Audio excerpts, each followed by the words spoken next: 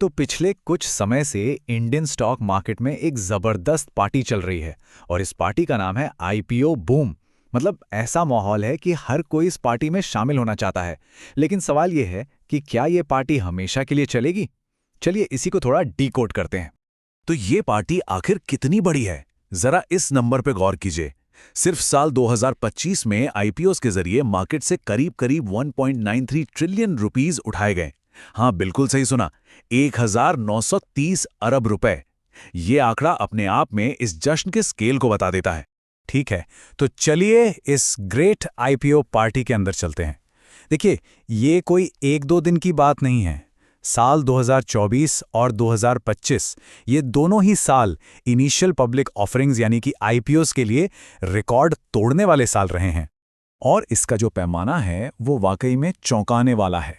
सोचिए, सिर्फ 2025 में 100 से ज़्यादा मेनलाइन आईपीओस और 250 से ज़्यादा एसएमई आईपीओस मार्केट में आए। 2024 में 1.89 ट्रिलियन का रिकॉर्ड बना और 2025 में भी ये सिलसिला थमा नहीं। मेनलाइन आईपीओस ने 1.8 ट्रिलियन से ज़्यादा और एसएमई आईपीओस ने भी 110 बिलियन और जुटा लिए। अब थोड़ा पीछे चलते हैं और देखते हैं कि ये जो माहौल बना है ये कैसे बना। ये सिर्फ कोई हाल फिलहाल की बात नहीं है, बल्कि ये पिछले एक दशक की एक जबरदस्त ग्रोथ स्टोरी का क्लाइमैक्स है। ये चार्ट देखिए, कहानी एकदम साफ हो जाएगी।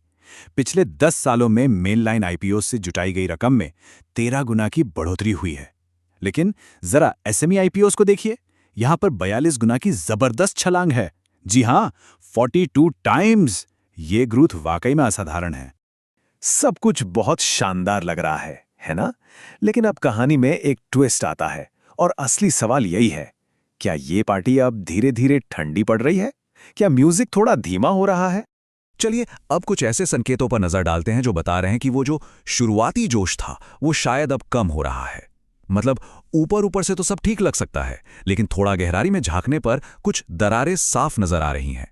ये रहा पहला सबूत। मेनलाइन आईपीओस यानी जो बड़ी कंपनियां हैं, उनके लिस्टिंग के दिन मिलने वाला जो एवरेज रिटर्न था वो काफी नीचे आ गया है। पहले जहां ये औसतन 28% हुआ करता था, वहीं 2025 में ये गिरकर सिर्फ 9% पर आ गया है। और ये गिरावट एसएमआईपीओस में तो और भी बड़ी है। इन छोटी कंपनियों के लिए लिस्टिंग गेन्स का एवरेज 48% से लुढ़ककर सीधे 12% पर आ गया है। ये एक बहुत बहुत बड़ी गिरावट है और एक साफ इशारा है कि बाजार का मूड बदल रहा है। तो बात सिर्फ लिस्टिंग के बाद की परफॉर्मेंस की नहीं है। जो आईपीओस के लिए शुरुआती डिमांड होती है, मतलब जो ओवर सब्सक्रिप्शन होता है, वो भी अब कम हो रहा है। ये दिखाता है कि इन्वेस्टर्स का जो उत्साह था, जो एक तरह से रिस्क लेने की भूख थी, वो दोनों ही मेन लाइन और एसएमई आईपीओस के लिए कम हो रही है।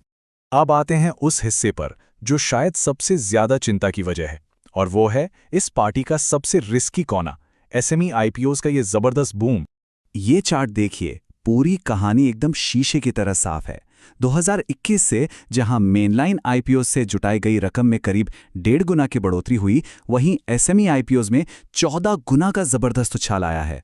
इससे पता चलता है कि पैसा बहुत तेजी से छोटे और ज्यादा जोखिम भरे एसेट्स की तरफ जा रहा है। तो एसएमई कंपनियों में निवेश के साथ क्या खास जोखिम जुड़े हैं? चलिए इसे थोड़ा आसान भाषा में समझते हैं। पहली बात, इनके स्टॉक्स में लिक्विडिटी कम होती है।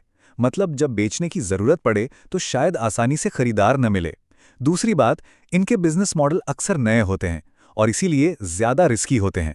और तीसरी सबसे जरूरी बात, इनमें वोलैटिलिटी यानी कीमतों में उतार चढ़ाव बहुत ज्यादा हो सकता है। तो इस पूरी बातचीत को समेटते हुए एक आखिरी कॉशनरी नोट पे ध्यान देना बहुत जरूरी है। देखिए, पार्टी का मजा अपनी जगह है, लेकिन आसपास क्या हो रहा है इस पर नजर रखना भी उतना ही जरूरी है। और ये हमें इस पूरे विश्लेषण के सबसे अहम सवाल पर ले आता है। ये वो सवाल है जो हर निवेशक को खुद से पूछना चाहिए कि अगर बाजार का ये साइकिल पलटता है, अगर ये पार्टी अचानक खत्म हो जाती है, तो क्या हम उसके लिए तैयार हैं? वीडियो पसंद आए तो लाइक, शेयर और सब्सक्राइब करें।